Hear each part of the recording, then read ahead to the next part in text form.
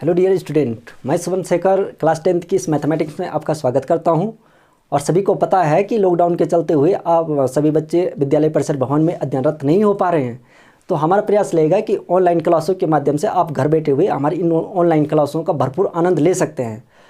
और जैसे कि आप सभी को पता है कि जो एक्सरसाइज यानी कि प्रश्नावली 1.1 पहले ही हम पढ़ा चुके हैं। जिन विद्यार्थी लोगों ने, जिन छात्र लोगों ने अगर वो प्रश्नावली नहीं देखा है तो डिस्क्रिप्शन में हमारा लिंक दे रखा है, वहाँ पे जा कर के आप उसको देख सकते हैं। और आज हमने एक्सरसाइज 1.2 लिया है, पहला ही चैप्टर है, अभी पहला चैप्टर समाप्त नहीं हुआ। तो इस पहले चैप्टर की एक्सरसाइज 1.2 ले रखा है आज हमारे, ठीक है। तो इसमें कुछ सवाल रहते हैं कि इसका एच-सेप्ट निकालिए या फिर गुणनखंड निकालिए, या फिर कहता है कि दो संख्याएं दे रखी हैं, इनका एच-सेप और एलसीएम निकालना है और फिर जांच करना है कि दो संख्याओं का गुणनफल एच-सेप गुणा के एलसीएम के बराबर होता है। तो देखिए जो इसका क्वेश्चन नंबर 1 है, तो क्वेश्चन 1 कहता है कि कोई भी संख्याएं दे रखी है हमारे पास, तो उन संख्याओं का उन संख्याओं को गुणनफल के रूप में दर्शाना है, ठीक है। तो देखिए किस तरीके से हम उनको फैक्टर के रूप में दर्शाएंगे, जैसे क्वेश्चन नंबर 1 है, ठीक है। अब जो ये क्वेश्चन नंबर 1 है, अब जैसे इसका पहला क्वेश्चन का पार्ट्स अलग अलग पार्ट्स में डिवाइड करके, तो पहला क्वेश्चन का जैसे पहला क्वेश्चन है, ठीक है। तो पहला क्वेश्चन है जैसे 140, ये है 140। अब ये कहता है कि इस 140 को क्या करना है, गुणनखंड के रूप में लिखना है। अब गुणनखंड तो बहुत सिंपल है, कक्षा 6 में पढ़े हैं आपने। तो देखिए गुणनखंड के रूप में इस 240, ये 140 है, ये 140 को सबसे छोटी संख्या कौन सी है जो इसको डिवाइड कर सकती है, तो 2 ही एक ऐसी संख्या है जो डिवाइड करेगी। अगर 2 नहीं करेगी तो तब 3 को देखेंगे, फिर 4 को देखेंगे, फिर 5 को देखेंगे। अगर 2 से हमारा काम चलेगा तो 2 से इसको डिवाइड करेंगे, ठीक है। तो देखो 2 से इसको डिवाइड किया। अब 2 का भाग 14 में कितनी बार जाता है, तो 2 7 14, ठीक है, और 1 0 का 0, ठीक है। अब फिर 2 से 70 भी डिवाइड होता है, तो 2 से 70 डिवाइड कितनी बार होता है, 35 बार डिवाइड होता है, ठीक है ना। 2 का भाग 70 में कितनी बार जाता है, 35 बार जाता है। अब देखिए जो ये 35 है, ठीक है ना। अब जो ये 35 है, तो 35 क्या ये 2 इस 35 को डिवाइड करेगा, नहीं करेगा, 2 इसको डिवाइड नहीं करता है। तो जब 2 इसको डिवाइड नहीं करता है तो फिर 3 को देखिए, अगर 3 इसको डिवाइड करता है, 3 तो इसको डिवाइड करता है, इस 3 को, लेकिन 5 को डिवाइड नहीं करता है, तो 3 भी गया। अब 4 को देखो, तो 4 इसको डिवाइड करेगा, 4 तो करेगा ही नहीं इसको डिवाइड। तो फिर 5 को देखते हो, तो 5 7 35 होता है, तो इनकी 5 इसको डिवाइड करेगा, ठीक है। तो देखो अब 5 इसको डिवाइड करेगा, तो 5 का भाग 35 में कितनी बार जाता है, तो 7 बार जाता है। तो 5 7 35 हुआ, 7 बार गया। अब जो ये 7 है, तो इस 7 को 7 ही डिवाइड करता है, ठीक है ना।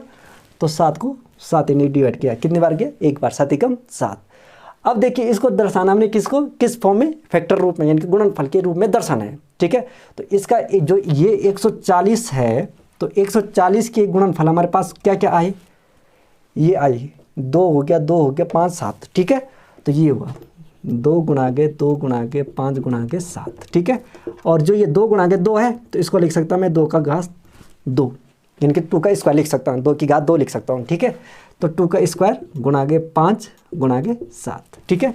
तो ये बना इसका क्या, फैक्टर, ठीक है।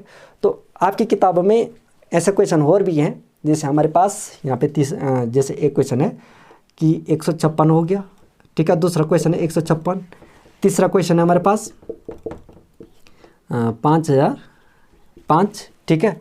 और चौथा क्वेश्चन है 7429, ठीक है। तो 156 हो गया, 5005 हो गया, 7429 को ऐसे फैक्टरों के रूप में दिखाना है, ठीक है। तो आप इन क्वेश्चनों को स्वयं हल करने का प्रयास करें, ठीक है ना।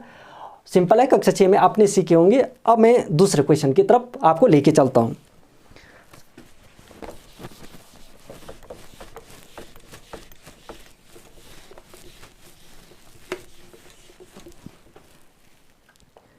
दूसरा क्वेश्चन है कि हमारे पास 2 संख्याएं गिवन होंगी, ठीक है। जैसे 2 संख्या हमारे पास गिवन क्या है, क्वेश्चन नंबर 2 है, ठीक है। ये 2 का पहला इक्वेशन देख लेते हैं। तो इसमें 2 संख्याएं गिवन होंगी। जैसे हमारे पास 2 संख्याएं क्या हैं, एक है 26 और एक है 91, ठीक है। 26 और 91 2 संख्याएं हमारे पास गिवन है, ठीक है। ये जो 2 संख्याएं हैं 26 और 91, तो सवाल कहता है कि इन 2 संख्याओं का एच-सेप भी निकालना है, ठीक है। और एच-सेप निकालने के बाद इनका एलसीएम भी निकालना है, एच-सेप और एलसीएम दोनों निकालना है, यानी कि लॉस और मॉस दोनों निकालना है, ठीक है। अब जब इनका लॉस और मॉस निकालेंगे आप, तो क्वेश्चन कहता है कि जांच कीजिए कि इन दो संख्याओं का जो गुणनफल होगा वो किसके बराबर होगा, एचसीएफ और गुणा के एलसीएम के एक दूसरे के बराबर आएंगे। ठीक है, तो जांच करनी है। देखो जांच क्या करनी है इसमें, जांच देखिए दो संख्याओं का गुणनफल बराबर होता है एचसीएफ गुणांक एलसीएम, इसके बराबर होता है। तो ये जांच करना है कि दो संख्याओं का जो गुणनफल होगा तो वो क्या आएगा, एचसीएफ गुणांक एलसीएम के बराबर आएगा। ठीक है, अब देखिए ये जो 126 आया 91 आया, तो सबसे पहले इनके फैक्टर बनाना आपने सीखा होगा, तो इनके पहले फैक्टर बना देते हैं। तो जैसे हमारे पास क्या है, ये है 91, इसी को 26 को ले लेते हैं, तो ये है 26। अब 26 का फैक्टर बनाओ, तो 26 का फैक्टर क्या आएगा, 2 से 13 आएगा, और 13 में किसी का नहीं जाता, एक ही का जाता है, 13 कम 13 हुआ। ठीक है, इसी तरीके से 91 का भी बनाओ, तो 91 में किसका जाता है, तो जो ये 91 आया तो 91 में किसका जाएगा, 7 से जाएगा। ठीक है ना, देखिए 7 ही कम 7 हुआ, यहाँ से 2 बचा, 2 आगे चला गया, 21 हुआ। ठीक है, और 7 या 21, और 13 में किसी का नहीं जाता, 13 ही का जाता है। ठीक है, तो 13 कम 13 हुआ। ठीक है, अब आपने क्या करना है कि इन फैक्टरों को उठा करके आगे लिखना है। ठीक है, तो देखिए जो ये 26 है और 91 है, इनके फैक्टरों को इनके आगे लिखिए। ठीक है, तो जैसे ये 26 है तो 26 के फैक्टर क्या क्या निकले, 2, 13 और 1। ठीक है, तो आप इस तरीके से लिखिए 1 गुणा आगे 2 गुणा आगे और 13। ठीक है, इस तरीके से 1 गुणा के 2 गुणा के 13। ठीक है, और जो 91 है तो 91 के फैक्टर 1, 7 और 13, इस तरीके से आप लिख सकते हैं, 1 गुणा के 7 गुणा के और 13, इस तरीके से। अब देखिए क्वेश्चन ने क्या बोला है कि इसमें डिफाइन करना है, फाइंड करना है एचसीएफ और गुणा के एलसीएम, एचसीएफ और एलसीएम निकालना है। तो देखिए सबसे पहले निकालते हैं इसका एचसीएफ। एचसीएफ क्या होगा इसका, अब देखिए जो संख्याएं आपको इन संख्याओं में कॉमन दिखाई दे रही हैं, यानी कि ऊपर 26 वाले में भी और नीचे वाले में भी 91 वाले में, तो जो संख्याएं कॉमन होती हैं तो वो होता है आपका एचसीएफ।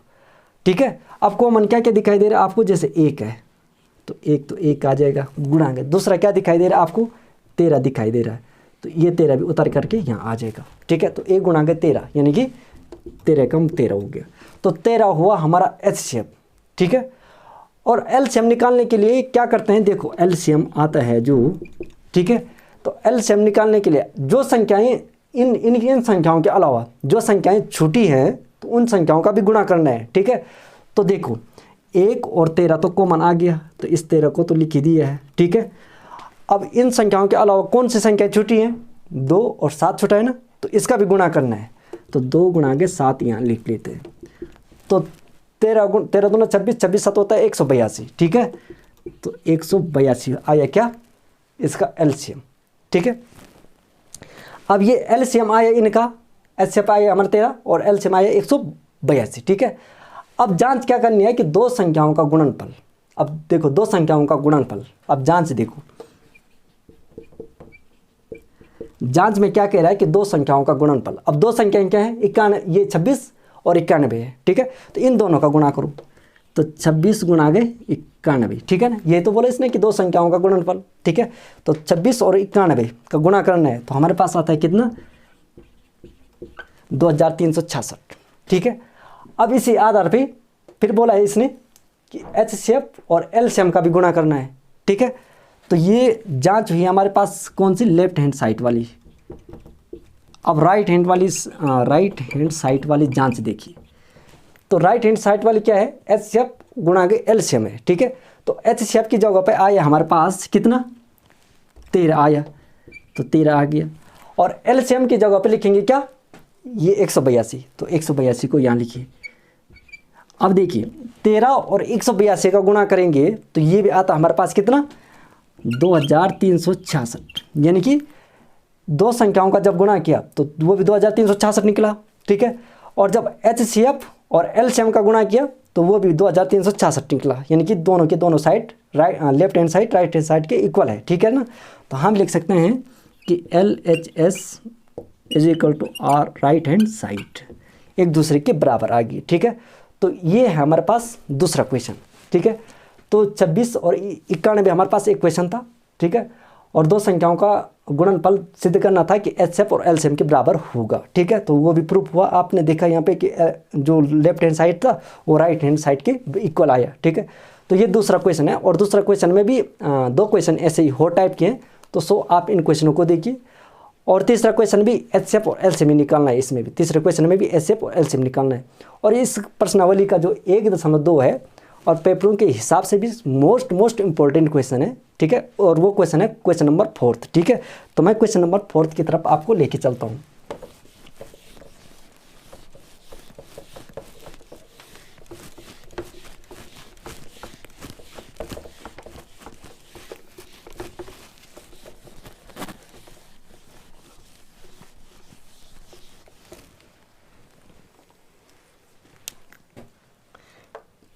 क्वेश्चन नंबर ये 4 है हमारा और पेपरों के हिसाब से भी काफ़ी मोस्ट इंपॉर्टेंट है।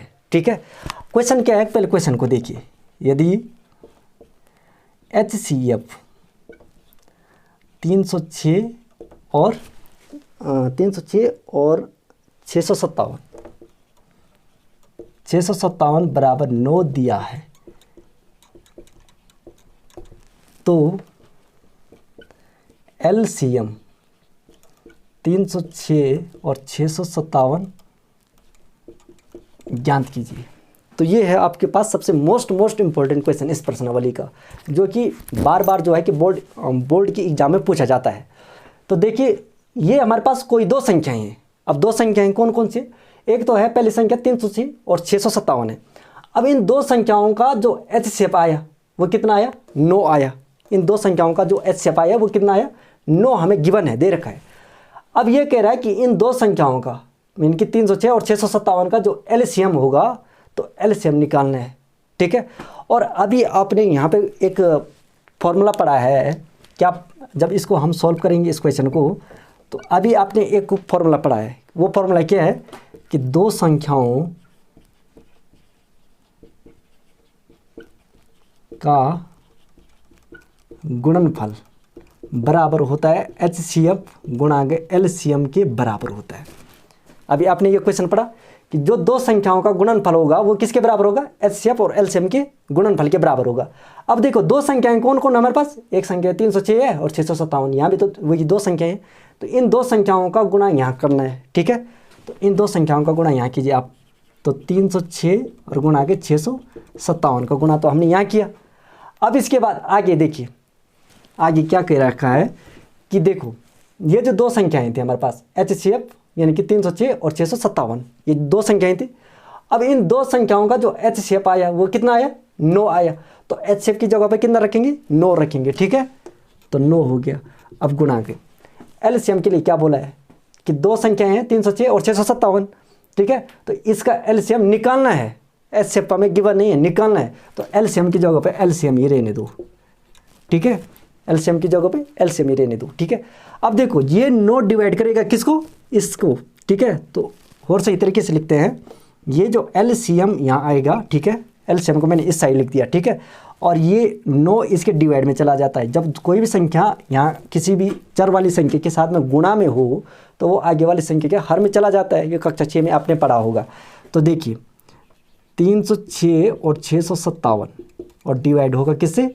9 से। ठीक है, अब ये 9 इस 306 को कितनी बार डिवाइड करेगा? 34 बार डिवाइड करेगा। देखिए, 9 का भाग इस 30 में देखिए, देखो तो कितनी बार जाएगा? 9 3 27 होता है। ठीक है, 3 बार गया। यहाँ से कितना बचा? 3 बचा। 3 आगे चला गया, कितना हुआ? 36, और 9 चौको 36 हुआ। ठीक है, अब कितनी बार डिवाइड हुआ? 34 बार डिवाइड हुआ। अब देखो, LCM के बराबर हमारा क्या आया? 34 गुणा के 657। ठीक है, अब 34 और 657 का क्या करना है? गुणा करना है। ठीक है, मल्टीप्लिकेशन करना है। तो देखो, LCM हमारा आएगा कितना?